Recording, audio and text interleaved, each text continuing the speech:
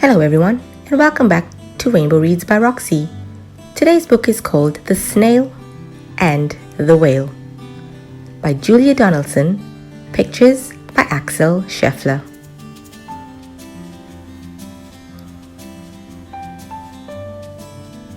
This is the tale of a tiny snail and a great big grey-blue humpback whale.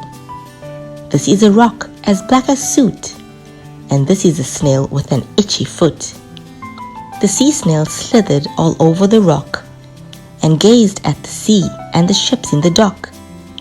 And as she gazed, she sniffed and sighed. The sea is deep and the world is wide. How I long to sail, said the tiny snail.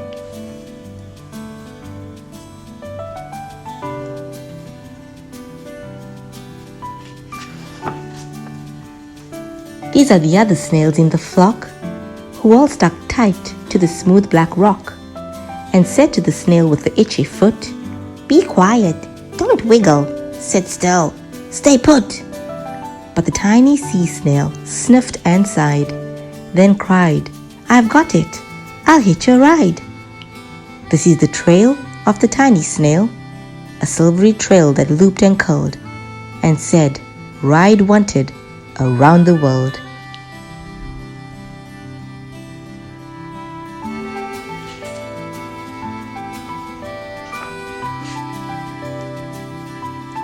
This is the whale who came one night when the tide was high and the stars were bright, a humpback whale immensely long, who sang to the snail a wonderful song of shimmering ice and coral caves and shooting stars and enormous waves. And this is the tale of the humpback whale. He held it out of the starlit sea and said to the snail, "Come sail with me."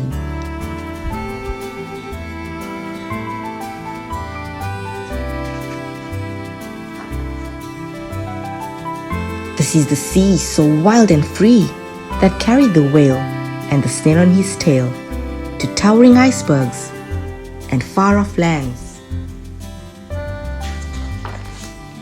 with fiery mountains and golden sands.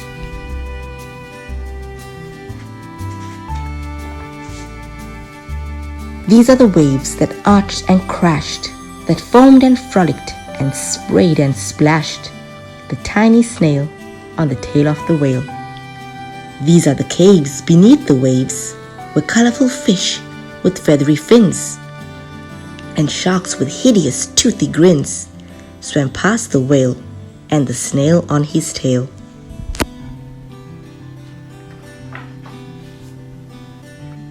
This is the sky so vast and high, sometimes sunny and blue and warm, sometimes filled with a thunderstorm, with zigzag lightning flashing and frightening the tiny snail on the tail of the whale.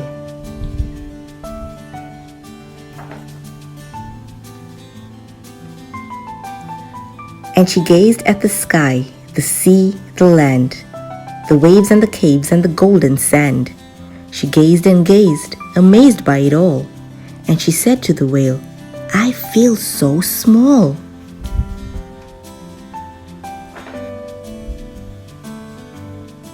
But then came the day the whale lost his way. These are the speedboats running a race, zigging and zooming all over the place, upsetting the whale with their ear-splitting roar, making him swim too close to the shore. This is the tide slipping away.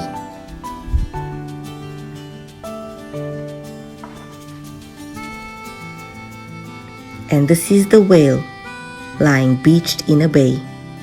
"Quick, off the sand, back to sea," cried the snail.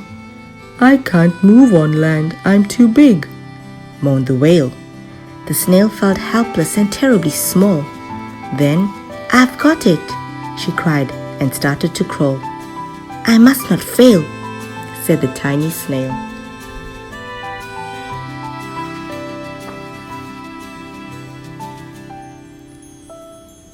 This is the bell on the school in the bay, ringing the children in from their play.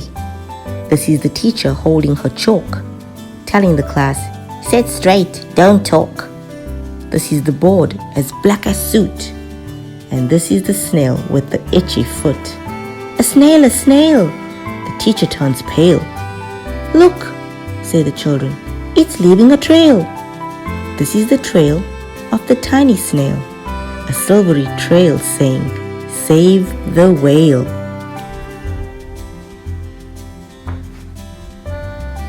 These are the children running from school, fetching the fireman, digging a pool, squirting and spraying to keep the whale cool.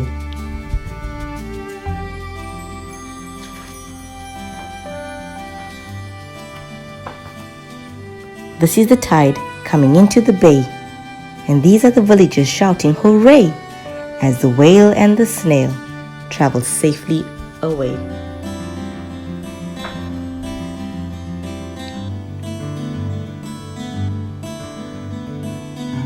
Back to the dock and the flock on the rock, who said, how time's flown and haven't you grown? And the whale and the snail told their wonderful tale of shimmering ice in coral caves and shooting stars in enormous waves, and of how the snail, so small and frail, with her looping, curling silvery trail, saved the life of the humpback whale. Then the humpback whale held out his tail, and on crawled snail after snail after snail.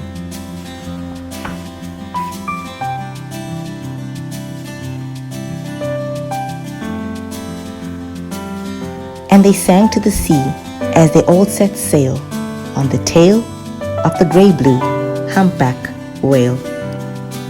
The end. I do hope you enjoyed today's book. Let's meet again sometime soon for another read. Take care and bye-bye.